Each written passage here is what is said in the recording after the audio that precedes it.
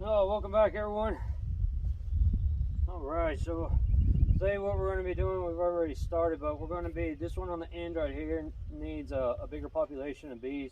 This one needs to decrease its population, so we're going to be switching the two hive boxes out.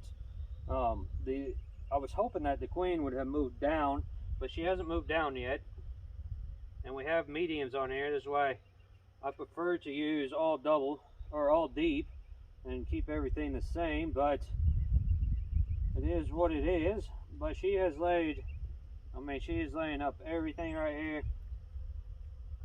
She's doing very well, but I don't want them to start swarming, and we could use this instead of putting a medium frame over there. Blow the bees out a little bit, but very nice brood frames and stuff. She has it all backfilled. She's doing a great job. But instead of putting a medium frame in there and letting them build up on the medium frame, we're just going to remove the foragers from here and give them to that colony that needs it. They're drawing this out nice. This was an empty frame 2 weeks ago.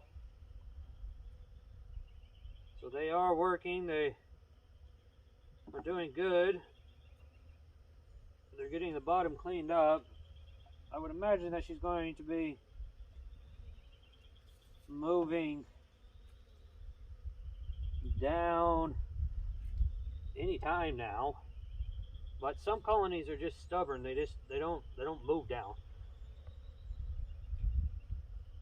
without some encouragement. So we need to get that one built up a little bit more, and then we will get them, put a frame of brood down here, and that should get her to go down. But again, this one was a brand new frame too, 2 weeks ago, so they are getting after it.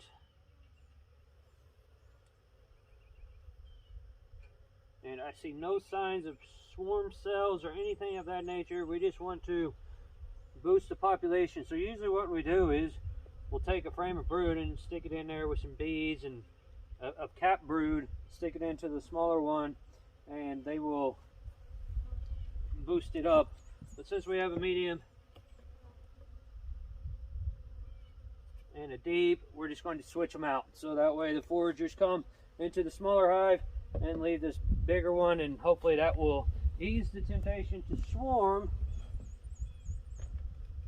as well as help this colony out. So we'll pick this one up, transfer it over here. Now these bottom boards are screwed on here. I love that, makes it easy.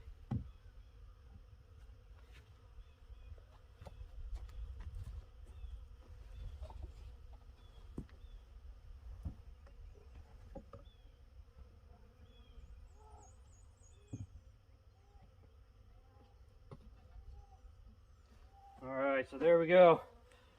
So now this colony here is going to get the workforce from there and help build this colony up. She needs the bees to get going. She just has a little bit of brood, but there's just not enough bees in there to fully get her kicked off. There's good pollen coming in. She has food. She just needs some help. So that's what we're doing. I got food. There's a little bit of brood pollen. She has eggs and young larvae all through about here.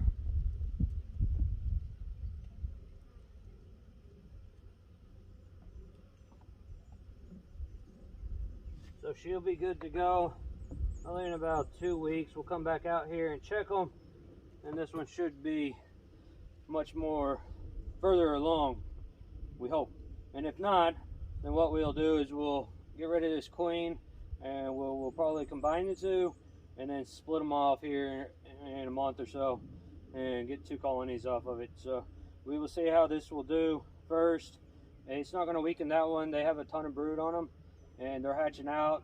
New bees are emerging every single day, and so they will pick up their foraging force pretty quick. We'll put a bucket feeder on there just to keep them supplied with food.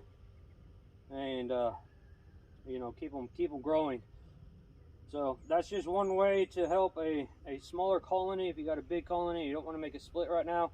We're not doing our queens yet, but here very shortly, in about a week or two, we'll start making cells. So then we can start splitting. But until that time comes, I like to just keep the colonies big and strong and help the weaker ones out.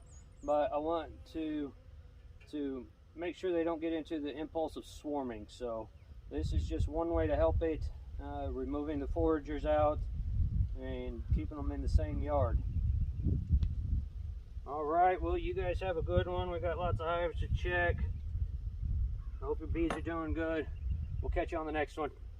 See ya.